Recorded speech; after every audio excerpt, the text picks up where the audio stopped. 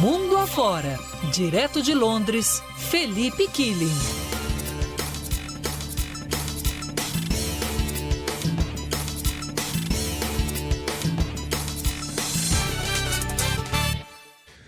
ONU debate situação na Venezuela, mas, e aí eu tô lendo aqui o enunciado do Killing, na Europa a preocupação é com Ucrânia e Groenlândia. Mas vocês são uns Killing? Rapaz, o Killing arrumou um emprego pra lecionar em Oxford? O que aconteceu? Mudou o penteado, mudou o óculos, colocou um colete? Killing, você tá belíssimo, você tá belíssimo, é uma pessoa diferente.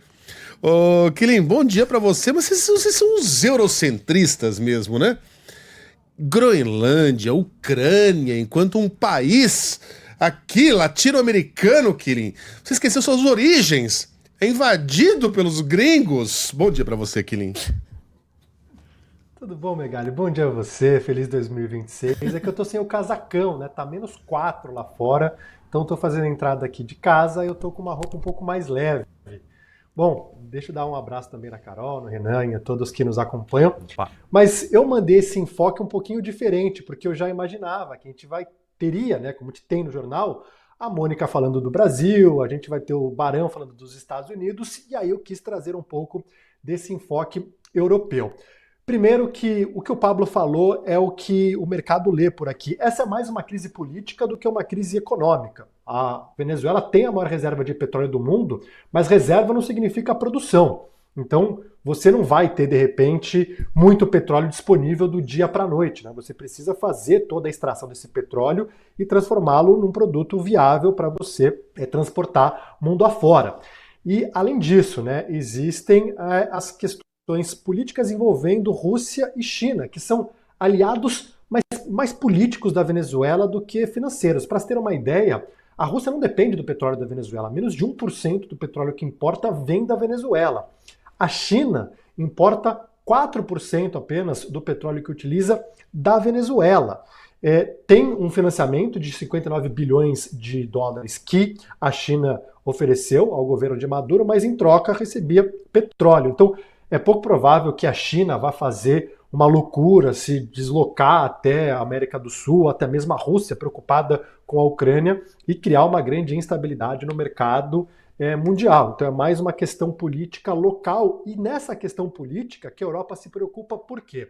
Porque o Trump falou ontem, inclusive, que os Estados Unidos precisam da Groenlândia. Ele já chegou a falar que os Estados Unidos vão ter a Groenlândia por bem ou por mal. Abre um precedente perigoso. Uma superpotência invade um outro país e os europeus escolhendo bem as palavras, falando da necessidade de uma transição política, democrática, mas de respeito ao direito internacional. Porque se o Trump tiver o sucesso que ele imagina que vai ter na Venezuela, e aí é um grande ponto de interrogação, né? Porque ele tirou o Maduro, mas o regime Maduro está lá, ele está negociando com pessoas do governo do Maduro, não colocou a oposição, mas se ele tiver o sucesso que imagina, nada vai impedi-lo de realizar isso contra outros países. O governo Trump já falou sobre Colômbia, México, Cuba e Groenlândia. A Groenlândia, o Trump fala sobre segurança nacional. Os Estados Unidos já têm uma base militar lá. A Groenlândia é rica em minérios que interessam muito aos Estados Unidos. O Trump falou que há navios russos e chineses lá, mas a Dinamarca já falou, olha, pare de fazer ameaças à Groenlândia. A gente é parceiro, inclusive, na OTAN, Aliança Militar do Atlântico Norte. Em relação à Ucrânia, a retórica que a Europa sempre utilizou foi o seguinte: respeito ao direito internacional, não pode ter uma violação do direito internacional, uma superpotência invadir um outro país. E foi isso que aconteceu nos Estados Unidos com a Venezuela. E se a Rússia querer pegar países bálticos, Estônia, Letônia, Lituânia, que há um interesse histórico, e o Putin já manifestou isso, abriu um precedente perigoso. E por isso há por aqui esse receio de calcular bem as palavras, porque os europeus são aliados históricos dos Estados Unidos, apesar de uma relação conturbada com o Trump, mas também sem abrir um precedente perigoso que pode acabar punindo países europeus. É isso. E o nosso professor de Hogwarts, Felipe Killing, volta amanhã neste mês. Que é isso aí, Renan? A trilha de Harry Potter. Nossa, a gente pensou junto, né? O ouvinte pensou por nós, né? Uhum. Killing, bom trabalho. Você tá belíssimo. Tem um grecinho aí no cabelo. Tem alguma coisa. Tem ouvinte falando, grecinho 2000, que ele pode ter usado. Sim. Uma mudança Você de precisa estilo. começar a melhorar a live, né? Quando você faz externo ali, colocar mais garbo, elegância, para as pessoas não terem esse choque todo.